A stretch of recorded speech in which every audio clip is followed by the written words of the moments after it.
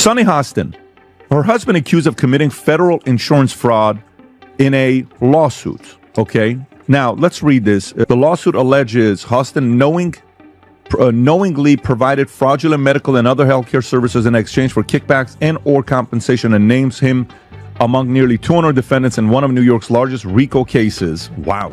You know, doctors suffer because of big corporations as well. Doctors that want to do good, like my husband, you know, operates on someone even though they don't have insurance, and then has to sue health insurance companies to get paid for the work that he's been trained his whole life to. If you average out the View hosts, among the dumbest people on television.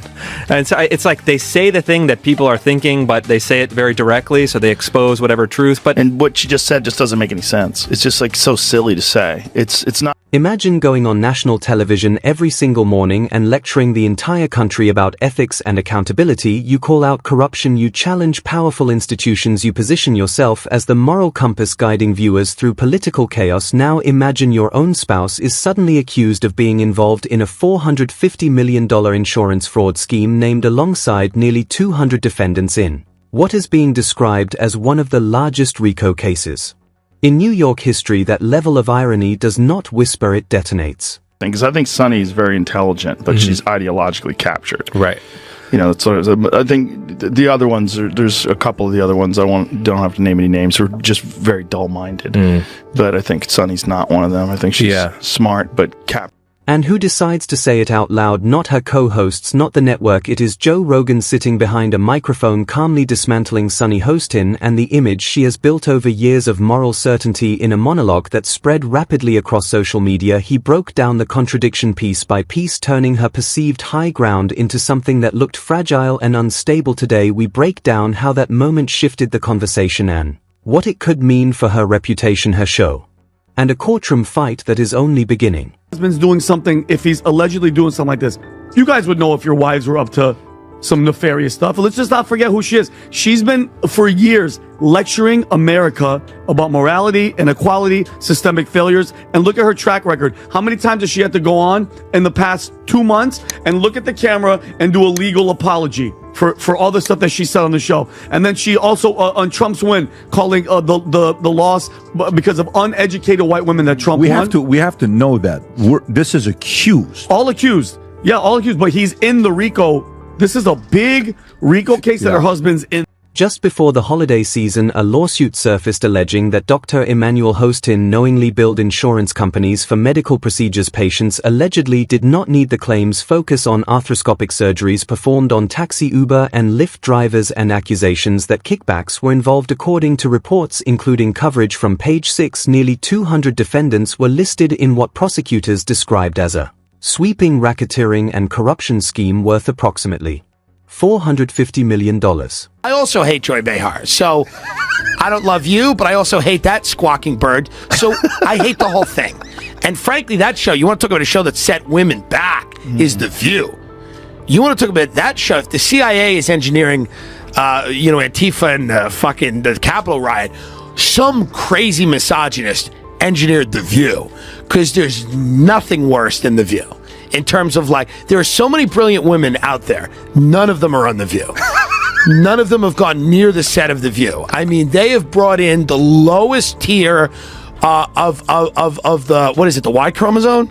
No, double X. Okay. Double X. They brought in the lowest of the double X's for that one. It's rough. The case reportedly centers around New York no-fault insurance system originally created in 1974. Prosecutors allege that minor injuries were transformed into high-revenue procedures, leaving insurers and ultimately consumers to absorb the financial burden. Despite the seriousness of the allegations, Sunny Hostin legal team pushed back immediately. Her attorney called the lawsuit meritless, arguing it was an aggressive tactic by an insurance company attempting to reduce payouts and pressure medical professionals. This is the most important part. This is right after she was saying, we are run by ABC News. You should trust us, not Joe Rogan, who believes in dragons.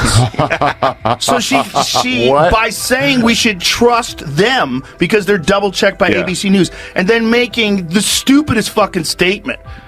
Like you didn't listen to what I said. Yeah. You didn't listen to what the wildlife about, and that's only a part of what he said. I can't believe the other Joy part of what he Behar said didn't was weigh- there was something before that where he was explaining encounters with giant reptiles. And then don't there's know. also, listen, It doesn't make sense to me There- that a middle-aged woman could be dumb.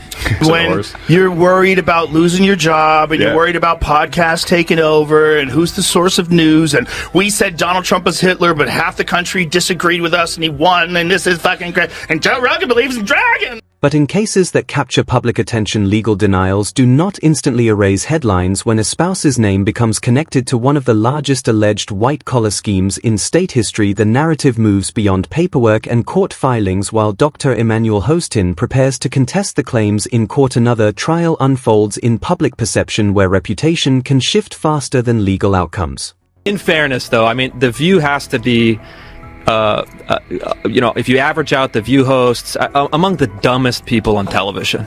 And so it's like they say the thing that people are thinking, but they say it very directly, so they expose whatever truth. But I don't think some of them are dumb. you don't think so? No, I don't think Sunny Hostin's You think it's dumb. deliberate? I think she's ideologically driven, and they have blinders on for sure. I don't think Sunny's dumb, but Whoopi is certainly not the brightest person. And what she just said just doesn't make any sense. It's just like so silly to say. It's not a well thought out. It's like if you had an idea for a premise and it was totally baked and half baked, and you went on stage with it. And 4 years Sunny Hostin has held a prominent seat on The View, discussing systemic injustice, ethical responsibility and misinformation with confidence. She has encouraged audiences to trust verified reporting, often invoking the credibility of ABC News as a foundation of reliability when federal allegations strike close to home. However, the contrast feels dramatic. A public identity built on moral clarity suddenly collides with accusations of financial misconduct in the court of public opinion. That collision carries weight. Co-host Sunny Hostin's husband, Emmanuel Hostin, has been accused of federal insurance fraud. According to a new lawsuit obtained by Page Six, the orthopedic surgeon was one of 200 defendants named in one of the biggest racketeer, influence, and corrupt organization cases ever filed in New York. Emmanuel was accused of federal insurance fraud and, quote, getting kickbacks by performing surgery and billing a company that insured taxi companies and Uber and Lyft drivers. According to the documents, he knowingly provided fraudulent medical and other healthcare services, including arthros. Viewers began asking difficult questions. If her analysis is so sharp on national controversies, how did something allegedly this large develop within her own household? On The View, the reaction appeared restrained. Whoopi Goldberg briefly referenced privacy, while Joy Behar avoided extended discussion. For a program known for bold commentary, the silence was noticeable, and critics quickly pointed it out. the problem with that show is that show has this very specific ideological bubble in which they operate in, and they always bring on a token conservative woman and they yell over her and silence her. And, they did that with Meghan McCain, and they did that with what is that other blonde woman from Survivor? Do you remember her, Jamie? She was always yelling. I mean, it's a bizarre show. I think the way before you start, I think the way you described it is brilliant, and the way we should all look at it. Of course, you're going to see race. The idea of being colorblind is ridiculous, but treat everybody. They're just human beings. Everybody's just in. Applause continued. Topics shifted. The broadcast moved forward, yet when serious RICO allegations surround a co-host spouse, silence can appear calculated rather than neutral. To critics, it suggested damage control. In daytime television, where commentary drives influence, avoiding controversy can sometimes amplify it. Unlike the panel, one major voice did not hesitate. Joe Rogan addressed the story directly. Show that people love to hate. Yes, that's true. That's true. They get so much hate watching and hate watching viral clips of them saying ridiculous things. I mean, it is a rabies infested hen house. And at this, not really their audience. Their audience is a group of people they bring in to watch television shows. I don't know if you've ever seen audiences before for TV shows, but a lot of them are paid. They're paid to be there. So, because they have to guarantee that there's going to be people there. So there's services that you hire. And when a show gets really, really popular, like Letterman or something like that, obviously it has its own fan base. Right. Those people will try to get tickets before anybody else does. And in that case, they probably don't need to use a service anymore. They just get actual fans. But arguably, like, the real fans of The View that are like, oh, these ladies are on point, most of those people can't. On his widely followed Spotify podcast, Joe Rogan highlighted what he viewed as a striking contradiction between public moral lectures and private legal turmoil. In his fast, unfiltered style, he transformed a complex legal filing into a viral cultural flashpoint for his audience. It reinforced his image as someone willing to challenge prominent media figures without network oversight or scripted restraint. Orthopedic surgeon and husband of The View co-host Sunny Hostin is accused in December lawsuit fraudulently billing insurance. By the way, this is a Daily Caller story I'm reading. The lawsuit alleges Hostin knowingly provided fraudulent medical and other healthcare services in exchange for kickbacks and or compensation, and names him among nearly 200 defendants in one of New York's largest RICO cases. Wow. Hostin's attorney Daniel Twites denies the allegations, calling the lawsuit a meritless attempt by a near bankrupt insurance carrier to intimidate doctors and restrict healthcare benefits. The case involves claims that Hostin performs unnecessary surgeries on patients after minor accidents without exploring less invasive treatments, with American Transit citing New York's 1974 no-fault law as contributing to widespread insurance. Beyond viral commentary, the legal stakes remain. Substantial allegations of a $450 million RICO scheme invite extensive scrutiny. Large-scale investigations can involve financial reviews, asset evaluations, and prolonged litigation. Even absent a conviction, prolonged association with such claims can affect professional credibility for a public figure whose influence depends on composure and authority. Extended legal controversy presents significant reputational risk. See what Whoopi Goldberg said? What'd she say? Whoopi Goldberg said that Biden could arrest all the Republicans and put them in jail.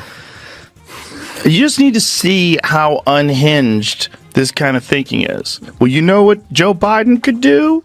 Joe Biden, you have to see it because it's so on TV. crazy. She said it's on TV.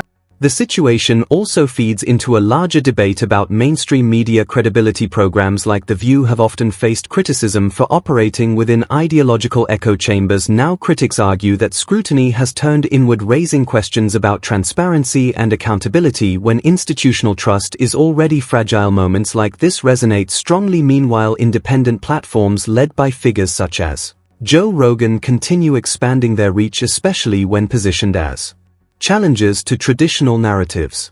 Always the people that always do the pointing, and it always comes back to them, all right? So when you said this is the largest RICO case ever filed in the state of New York, you guys wrap that around your brain. That's bigger than the mafia case. Like the mafia one was number one. This one takes it over. So he was scamming insurance companies from taxi drivers, Uber drivers, and Lyft drivers. He was performing unnecessary surgeries and then providing fraudulent medical services in exchange.